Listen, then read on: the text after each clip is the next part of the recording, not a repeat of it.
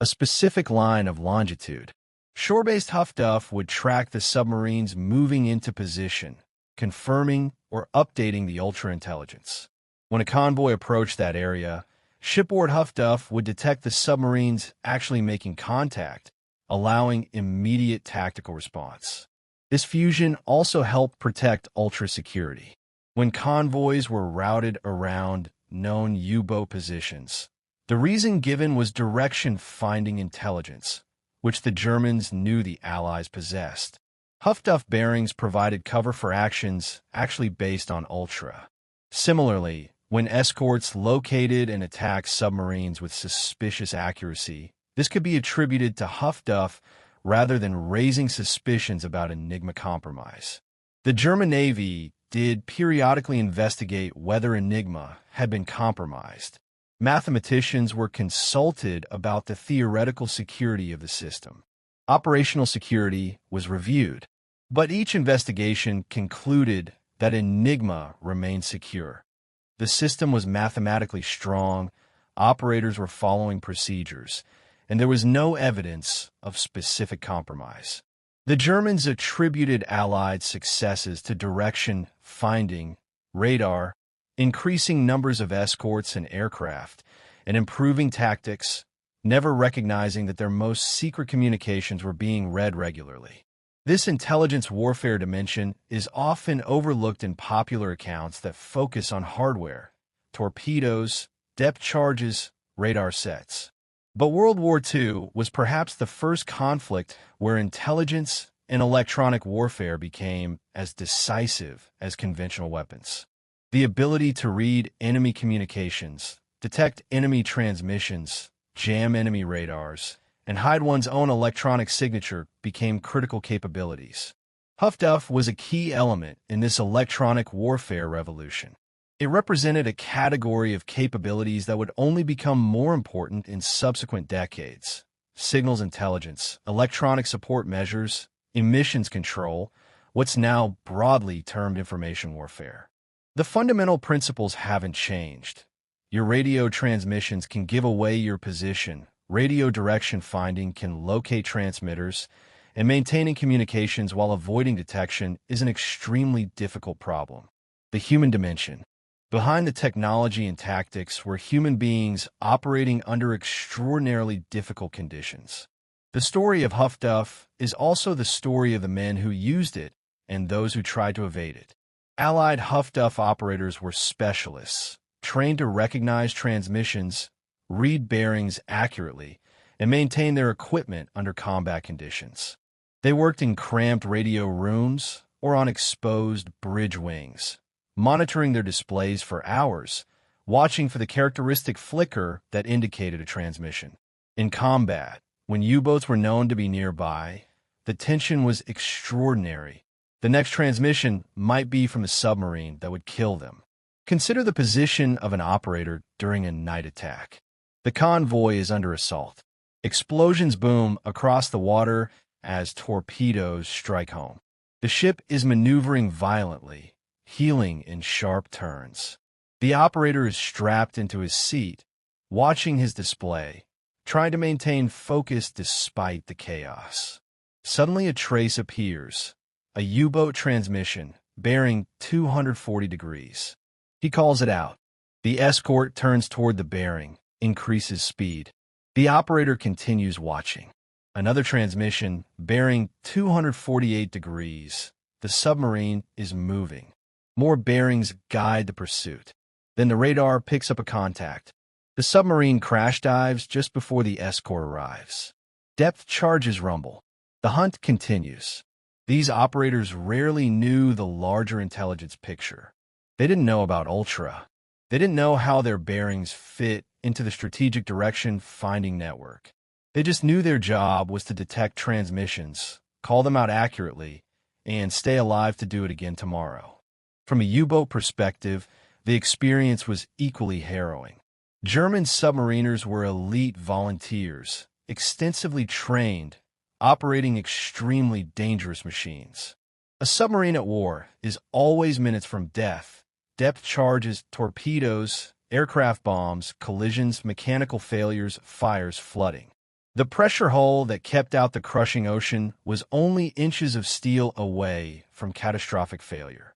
And increasingly, they knew they were being hunted electronically. Radiotransmission attracted danger. After transmitting, a submarine commander might wait tensely for the next hour, knowing that escorts could be vectoring toward his position. The arrival of aircraft overhead minutes after a transmission made the connection obvious. Yet orders required transmissions. The tactical system demanded radio communication.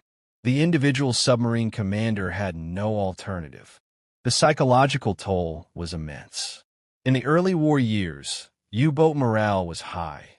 They were winning, sinking ships with relative impunity, returning to heroes' welcomes. By 1943, this had changed. Patrols became desperate survival missions. More boats failed to return. The average U-boat had a life expectancy of about 6 patrols. Crews knew they were unlikely to survive the war. Of roughly 40,000 men who served on U-boats, about 28,000 died, a 70% fatality rate, among the highest of any military force in the war. This human dimension makes the technological story more poignant. Huff-Duff wasn't just an abstract technical achievement. It was a system that located human beings so they could be killed. Each bearing represented a U-boat full of men, 40 or 50 sailors, often barely out of their teens, crammed into a steel tube hundreds of feet beneath the ocean, knowing that if their location was determined, depth charges would rain down, and if the hull breached, they would drown in the dark. Conversely, from the Allied perspective, every U-boat destroyed meant fewer torpedoes fired at merchant ships, fewer sailors burned in flaming oil or drowned in frigid seas, fewer cargoes lost. The moral calculus of war is never simple, but in the Battle of the Atlantic, both sides were fighting for survival. Germany to strangle Britain's supply lines, Britain to keep those lines open and functioning. Legacy and lessons. The Battle of the Atlantic ended with the German surrender in May 1945. The U-boat force, once Germany's most elite service, was finished. Of the roughly 1,150 U-boats commissioned during the war, over 780 were lost. The survivors surrendered and were scuttled in Operation Deadlight, sent to the bottom in deep water rather than allowed to fall into anyone else's hands. The victory was decisive but costly. Over 3,500 Allied merchant ships were sunk, totaling roughly 14.5 million tons of shipping. Over 175 Allied warships were destroyed. Approximately 72,000 Allied merchant seamen and naval personnel died. The economic cost was staggering. Billions of dollars in ships, cargoes, and weapons lost. But Britain survived. The supply lines held. American troops and equipment poured into Britain in preparation for D-Day. The invasion of Europe proceeded. The war was won. Huff-Duff's contribution to this victory was significant, though difficult to quantify precisely. How many U-boats were sunk as a direct result of Huff-Duff detection? How many attacks were prevented because Huff-Duff allowed escorts to locate and drive off shadowing submarines before they could assemble a wolf pack? How many convoys were successfully routed around U-boat positions because shore-based Huff-Duff revealed German dispositions? These questions have no definitive answers. War is too complex, too multifaceted, for any single system to claim complete credit. Huff-Duff was one element in a comprehensive anti-submarine warfare system that included radar, sonar, depth charges, hedgehogs, escort carriers, long-range aircraft, ultra-intelligence, improved tactics, increasing numbers of escorts, better training, and leadership. All these elements work together, and the absence of any one of them might have changed the outcome. But we can make some assessments. Contemporary evaluations by Allied commanders consistently highlighted Huff-Duff's importance. Admiral Sir Max Horton, Commander-in-Chief Western Approaches, stated that Huff-Duff was among the most important anti-submarine technologies, comparable in value to radar. Post-war analyses by operational research scientists concluded that Huff-Duff significantly improved convoy defense effectiveness, particularly in detecting and locating shadowing submarines before attacks developed. The German perspective confirms Huff-Duff's impact. Donit's war diary and post-war interrogations revealed German awareness that radio transmissions were compromising submarine positions. German tactical analysts recognized that Allied direction finding was contributing to U-boat losses. The German Navy's inability to develop effective countermeasures or alternative communication methods represented a significant failure. Perhaps most tellingly, the dramatic shift in the Battle of the Atlantic occurred precisely when Huff-Duff became widely deployed on escort vessels, coinciding with improvements in radar, increased escort numbers, and more effective air support. The confluence of these factors in 1943 transformed convoy defense from a desperate struggle to a relatively effective system capable of defeating even large wolf pack concentrations. The broader lessons from Huff-Duff's story extend beyond World War II. The system demonstrated several principles that remain relevant to electronic warfare and intelligence collection today. First, exploit your enemy's communications.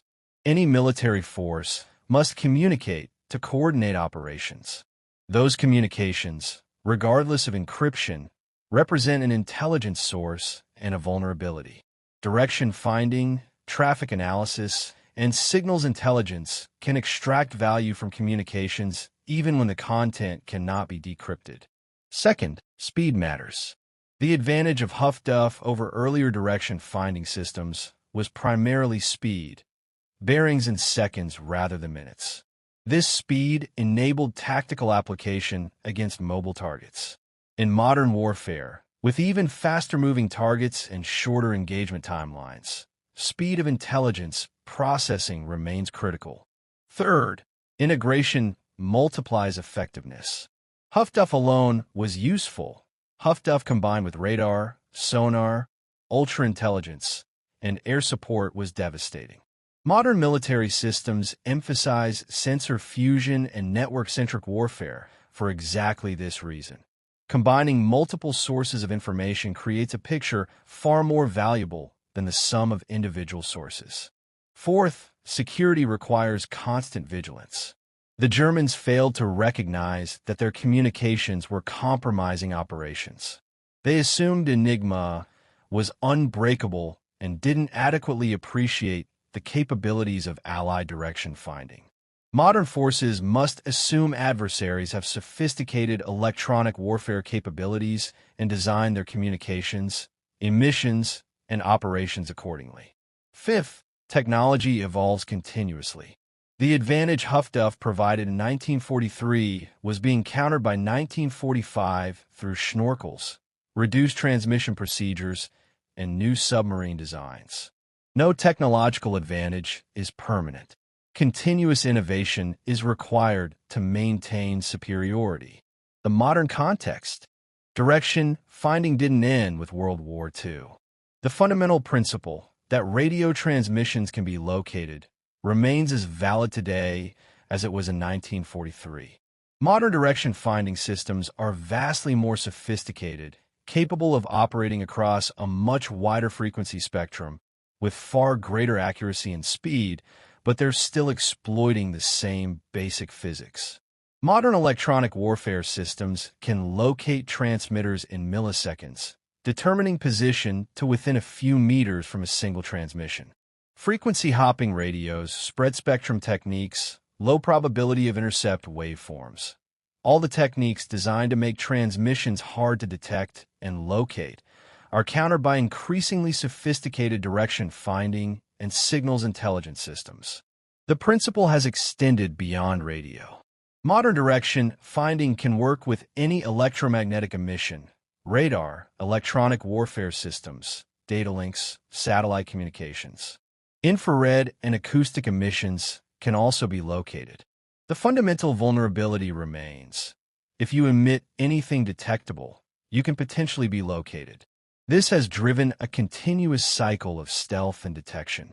Modern military forces invest heavily in reducing their electromagnetic signatures. Quiet radios, directional antennas, burst transmissions, encrypted low-power data links. Submarines remain particularly challenging because water absorbs electromagnetic radiation, making underwater communication difficult and limited largely to very low frequencies with limited bandwidth. Yet, even with all modern stealth technology, the problem Donitz faced remains. Effective military operations require communication and coordination. A completely silent force is also an uncoordinated force, vulnerable to defeat in detail. The balance between communication necessity and mission security remains a fundamental challenge. The lessons of Huff-Duff also extend beyond military applications. The principle that electronic emissions reveal location has profound implications for privacy and security in the modern world. Cell phones constantly transmit, revealing their location. Wi-Fi devices broadcast their presence. Cars equipped with modern electronics emit radio signals. All these emissions can potentially be detected, located, and tracked. Intelligence agencies use direction-finding techniques to locate targets. Cell phone tower data reveals movement patterns. Malicious actors can use direction finding to locate security systems or wireless devices.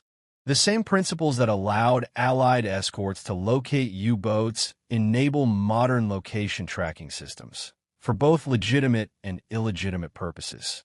Conclusion: the story of how Huff-Duff helped defeat the U-boat threat is ultimately a story about innovation, adaptation, and the integration of technology with intelligence and operations. It's a story about scientists and engineers developing new capabilities, operators learning to use them effectively, and commanders integrating them into comprehensive operational systems. High-frequency direction finding didn't win the Battle of the Atlantic single-handedly. No technology did. Victory required the coordinated application of numerous technologies, extensive resources, good intelligence, sound tactics, courageous operators, and effective leadership. But Huff-Duff was a critical element in that victory, providing convoy escorts with a capability they desperately needed: the ability to detect and locate U-boats before attacks developed. The impact extended beyond the immediate tactical advantage. Huff-Duff constrained German operations by making radio communication dangerous. It enabled more effective use of other assets, particularly air power, by providing accurate targeting information. It contributed to intelligence collection by confirming and supplementing Ultra. It affected German morale by making U-boat operations increasingly hazardous. From the broader perspective of technological history, Huff-Duff represents an important milestone in the development of electronic warfare. It demonstrated that the electromagnetic spectrum was becoming a battle space as important as land, sea, or air. It showed that technical specialists, the radio operators, radar technicians, and signals intelligence analysts, were becoming as important to warfare as riflemen and gunners. The principles demonstrated by Huff-Duff remain relevant today. Military forces still struggle with the balance between communication necessity and mission security. Direction finding and signals intelligence remain critical capabilities. The cycle of measure and countermeasure in electronic warfare continues, driven by the same fundamental physics that governed radio propagation in the 1940s. For the thousands of Allied seamen who survived convoy runs across the North Atlantic, and for the families of those who didn't, the technical details of Huff-Duff may have meant little. What mattered was survival, reaching port safely, delivering the cargo, knowing the supply lines remained open. But behind that survival was a complex web of technology, intelligence, and tactical innovation, of which Huff-Duff was an important strand. The Atlantic is quiet now. The U-boats and their hunters are long gone. The veterans nearly all passed on. But the principles demonstrated in that desperate struggle continue to shape how nations prepare for and conduct warfare in the electromagnetic spectrum. The story of how invisible radio waves helped defeat the seemingly unstoppable U-boats reminds us that in modern warfare, the most decisive weapons are often not the loudest or most visible, but the most clever, the ones that exploit fundamental vulnerabilities that enemies don't even realize they have. German U-boats did rule the Atlantic for a time. They were a near-perfect weapon system for disrupting maritime commerce. But they had a fatal vulnerability, their need to communicate, and the Allies developed Huff-Duff to exploit that vulnerability. In the end, the hunters became the hunted, and the technology that helped locate those hunters was as important to victory as any gun or bomb. That's a lesson worth remembering.